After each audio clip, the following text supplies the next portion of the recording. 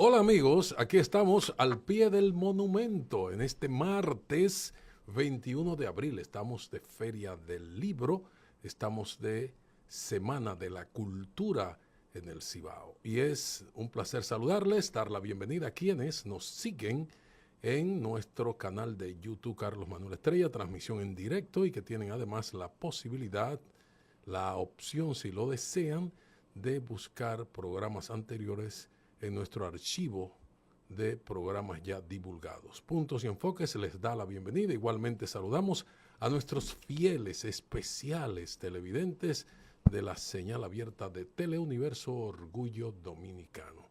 Un público de calidad y de cantidad. Estamos prestos a llevarles a ustedes la actualidad informativa en perspectiva y cumplir el compromiso sagrado de cada día de ejercer periodismo con responsabilidad. Saludamos a nuestra estelar coanfitriona, comentarista de lujo de este programa, periodista, investigadora, inquisidora, perspicaz y hasta irreverente. Leina Tolentino, que viene como una... Muy tranquilo, te parece como una gatita muerta. Muerta no, pero sí gatita. Buenas tardes a todo el público que nos acompaña en este martes. Martes de tapón, usted vivió tapones, ¿qué? Porque usted la ciudad es un tapón por todos lados. Por todos lados. Santiago es un caos en el tránsito, a todas horas, por todos los sectores. Y lo grave es que no se avisoran, no se visualizan, no se ven soluciones por parte de las autoridades.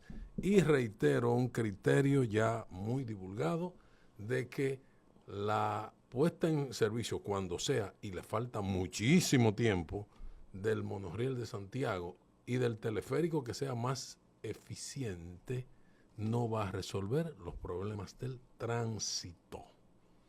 Eso va a resolver o atenuar un problema de transporte masivo, que es diferente a los problemas del tránsito, los problemas viales que requieren de soluciones mayores, no de parchecito, de evitar un giro aquí, de poner un muro en esta dirección. Esos son disparatitos. No, eso no es disparate. Aquí se necesitan soluciones de túneles, de pasos a desnivel, de reestructuración de rutas de concho, de saber la viabilidad de que una ruta declarar operando, no terrenos como de utilidad pública para ampliar vías. Eso hay que hacerlo. En nombre del progreso. En nombre del progreso han cometido varios crímenes ecológicos en la ciudad. Sí, y del progreso privado. Entonces, ¿por qué en nombre de el servicio público no se declaran áreas, viviendas, negocios de utilidad pública y se amplían, se ensanchan, se viabiliza mejor el tránsito? Que todas las grandes ciudades como esta han cambiado, hay un gran urbanismo, pero no se ha hecho sobre la base de un plan en todo el complejo de la palabra plan. Bueno, pero vamos a ponernos en esto, y hay un tema que está muy en el tapete a propósito de un suceso que ha ocurrido en Santiago, como se ha repetido múltiples veces, pero este suceso ha llegado a una trascendencia que está en las más altas instancias de la República Dominicana, está en el tapete, esa actualidad informativa, y nosotros queremos conocer su opinión y la interacción con nosotros sobre este tema. A propósito, tenemos para ustedes la pregunta de la semana. Y esa interacción nosotros estamos ansiosos de recibirla a través del 849-449-1995, porque nos interesa conocer cuáles acciones inmediatas deben de aplicar las autoridades para enfrentar el caos y la violencia vial por los motoristas, o provocada en esta ocasión por los motoristas. Entonces tenemos tres opciones para que usted escoja la que usted considere más apropiada. A, regulación de licencia, placa e incautación de vehículo. B, exámenes toxicológicos y de conducta. C, que las sanciones implique pena de prisión. Reiteramos nuevamente, usted puede enviarnos su respuesta vía WhatsApp al 849-449-1995. Y para todos aquellos que nos ven a través de la transmisión en vivo en nuestro canal de YouTube, Puntos y Enfoques, Carlos Manuel Estrella. Ahí, en la caja de texto de nuestra transmisión, también puede emitir su respuesta. Eso es parte del problema del tránsito. A propósito de situaciones inmediatas caóticas del tránsito. Vamos ahora a conocer rápidamente una selección de temas que forman parte de la actualidad informativa y que resaltamos en el siguiente resumen a cargo de Leina Tolentino. De inmediato, la actualidad informativa en perspectiva en Puntos y Enfoques. Iniciamos de inmediato con que el episcopado dominicano dialoga con el gobierno sobre crisis económica. Cuando usted dice episcopado, se la refiere conferencia a la reunión de todos los obispos. Exactamente. Para que esa palabrita no suene, que la gente no sepa lo que es. Exactamente. Entonces, en ese marco, ha dialogado con el gobierno sobre la crisis económica y en ese mismo escenario ha dicho que califica de vergonzoso el ataque de motoconchista contra chofer en Santiago. Seguimos con ese tema porque la ministra de Interior y Policía, Farideh Raful, ha dicho: Pacto Nacional contra la Violencia debe de involucrar a todos los sectores. A propósito de este tema, la policía identifica el presunto autor de muerte de chofer en Santiago, donde se cita que hay 2 hermanos involucrados. Dice la policía, palabrita cliché, altamente peligrosos. Abogado de implicado en muerte de chofer en Santiago afirma que el hecho se originó por cobro de una deuda. Damos un salto de un hecho reciente con otra tragedia porque la del YECSE continúa. La audiencia ha sido aplazada para el 27 de este mes de abril y someten homicidio voluntario. Esto con que varias de las querellantes se citan como alternativas presentadas bajo la calificación jurídica de homicidio involuntario. Ha sido la solicitud de varias familias, entre ellas específicamente la del padre de Joanna de Grullón.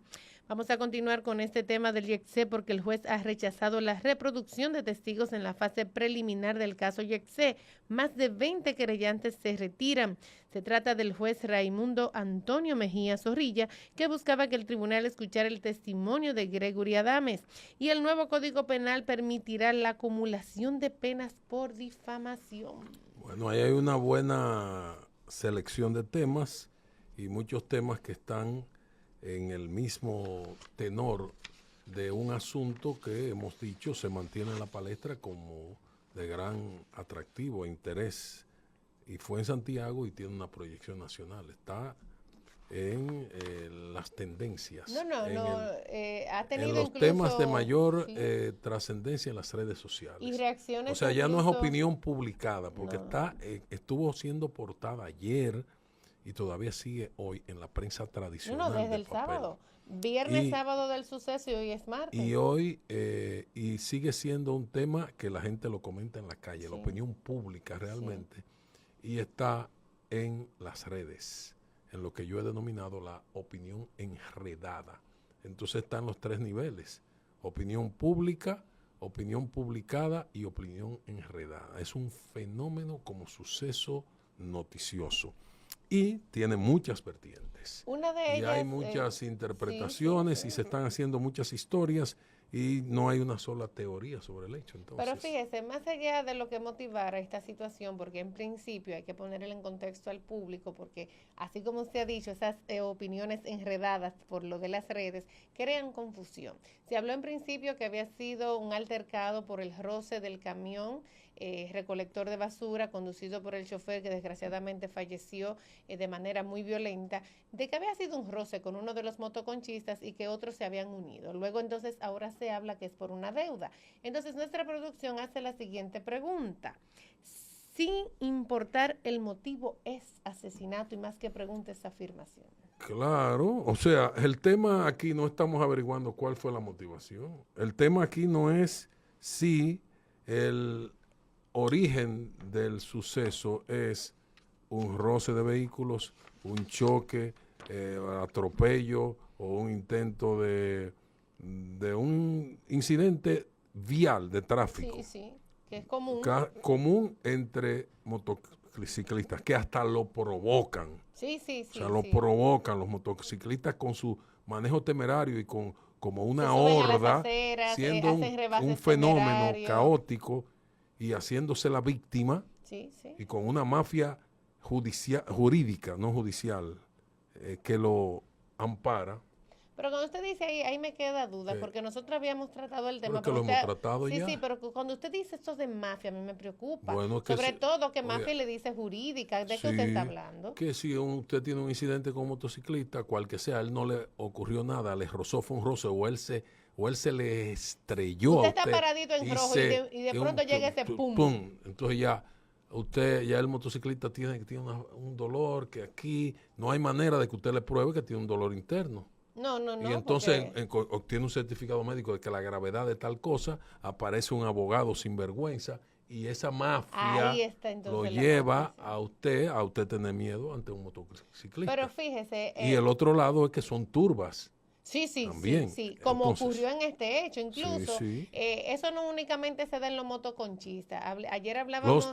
Los taxistas y los de algunas rutas del concho muy específicas. No, y se den los repartidores. Yo conocí de alguien cercano que tuvo un roce con un repartidor de un famoso supermercado y llegaron 5 y le cayeron en mansalva a golpes. Entonces, ¿cómo te vas a poner la denuncia si tú desconoces? Motores que van sin placas, muchos que no cumplen con la norma, otros que en medio de ese chantaje te hacen presión para que tú le des alguito de dinero y que todo se quede ahí, porque entonces, si se va a la parte de lo legal, ellos terminan perdiendo porque no cumplen con la norma para poder entrar o para poder circular de manera legal. Ahora, el tema que estamos discutiendo es que aquí estamos ante el suceso, lo que ocurrió, esta muerte, que es un homicidio, en principio, es un homicidio agravado.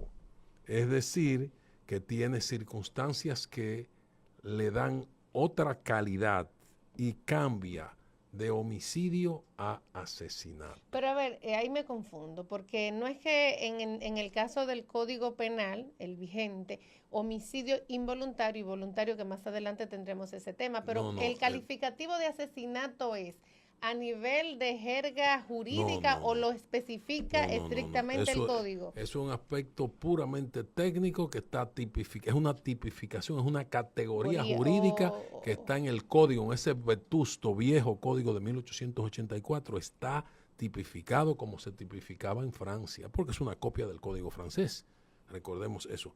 Pero ¿qué pasa? Es un homicidio en principio.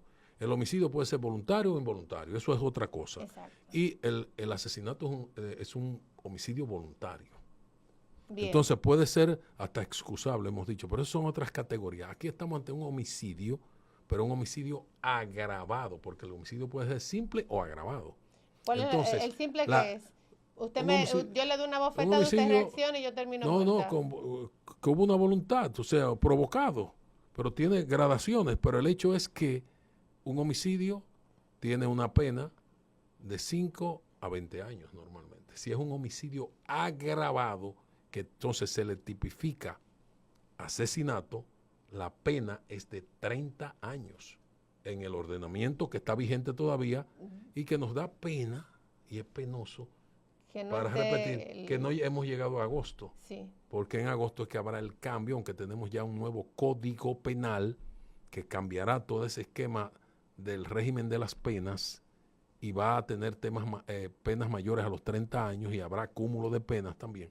Pero en este caso, con la letra del código que hay que aplicar, porque la ley no puede ser retroactiva, el tema es que es un asesinato. ¿Por qué? Hay que explicarlo. Un homicidio agravado.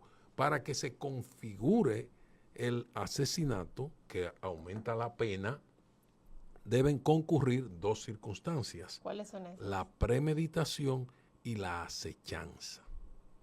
¿Qué es la premeditación? La planificación, el designio, la decisión.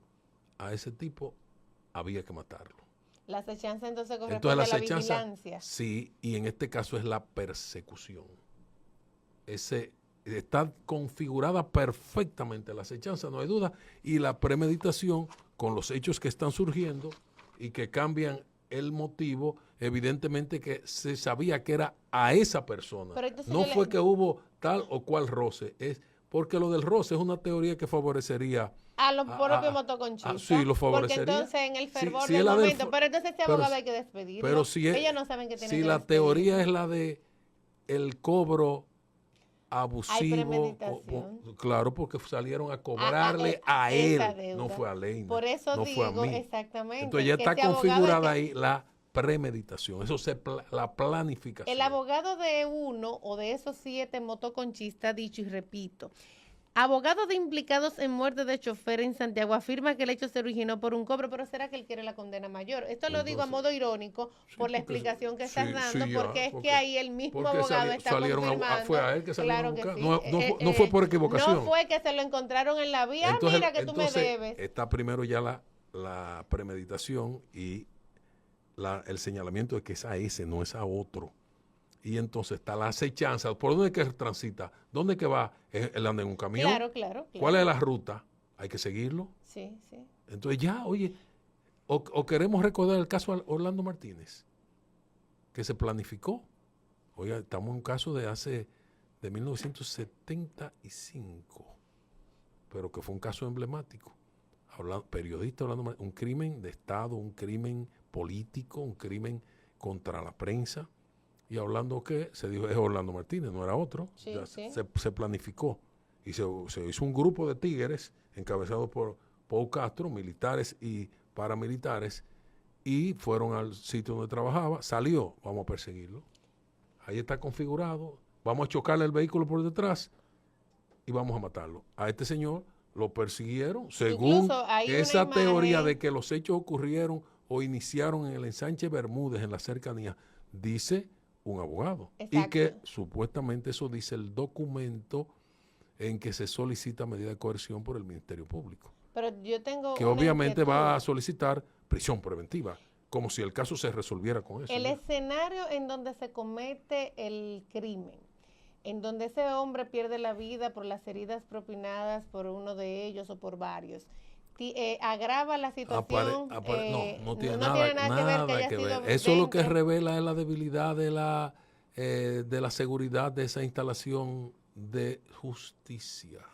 ¿Cómo es que llegue una persona o un camión, un vehículo pesado, entre sin problemas y que no haya un registro y que entre luego una turba, porque eso fue una turba, un grupo de motociclistas de mala forma, y que eso no provoque una reacción mínima de un plan preventivo, ni que haya un registro en la puerta, un portero que diga un momento para dónde van. Pero déjame ver, yo ayer planteaba de que, mira, si yo tengo un enemiguito que ya está preso, pues yo hago lo que yo quiera, porque ahí no hubo evidencia de que hay una seguridad, hubo una evidencia de que hay un cuerpo de seguridad en el lugar donde se van a debatir, a ventilar casos de gravedad y que sobre todo guardan un tipo de prisión persona con la que yo puedo tener algún nivel de conflicto. Entonces cualquiera entra ahí y hace lo que quiera. Y este caso tiene otras implicaciones, porque también hay que analizar el término y el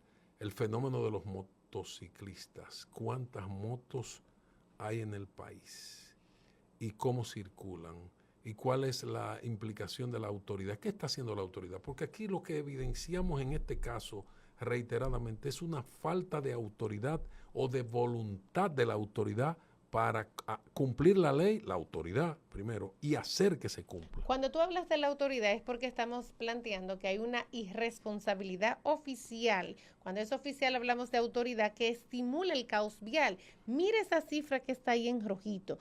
3.805.712 motocicletas circulan en el país. Esta es una estadística. Eso equivale a alrededor del 30% de la población. De 2026. Pero entonces, ¿cuáles son esas autoridades que regulan el tránsito? A nivel local hay una alcaldía que tiene que ver. Está el Intran. La DGCET.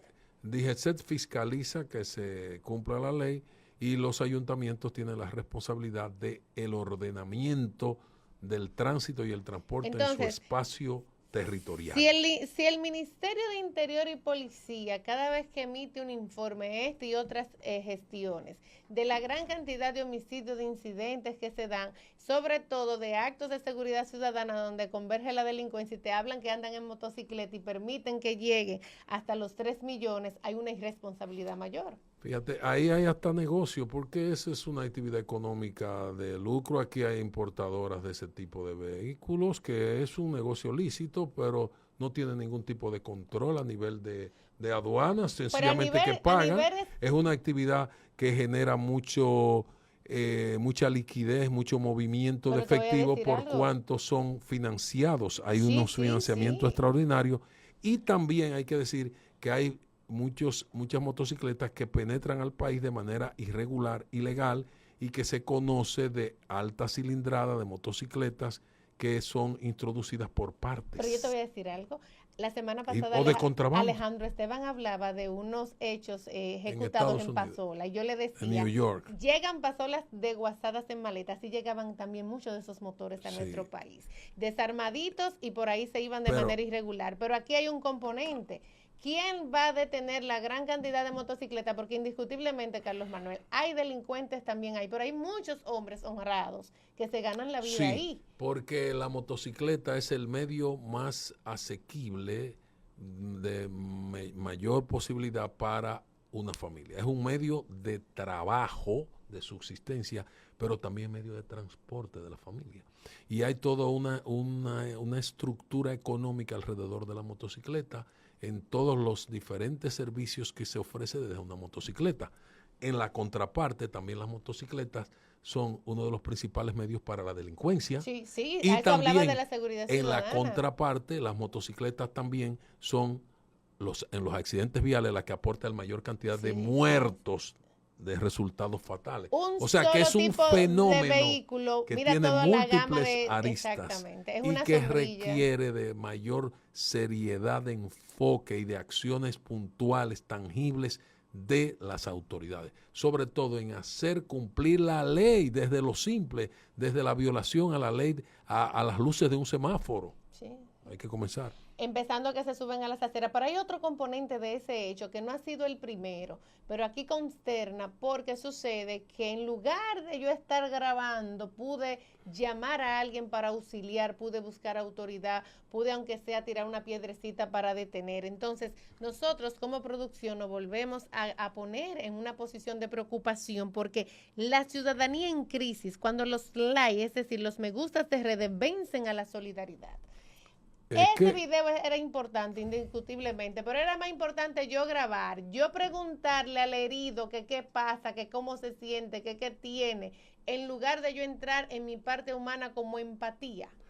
Fíjate, ahí hay un tema de carácter moral y de ético y de quién era o quiénes estaban por ahí, como ocurre con frecuencia, ante un hecho penoso, ante una persona que está en una situación crítica o no aparentemente, pero sí es una persona herida que está sangrando, requiere de un auxilio, del primer auxilio, y usted tiene, de acuerdo a nuestra legislación, el deber de ayudar. Entonces ahí hay un paréntesis. Si yo soy la que estoy grabando ese momento y no ayudo, ¿hay una penalidad contra mí?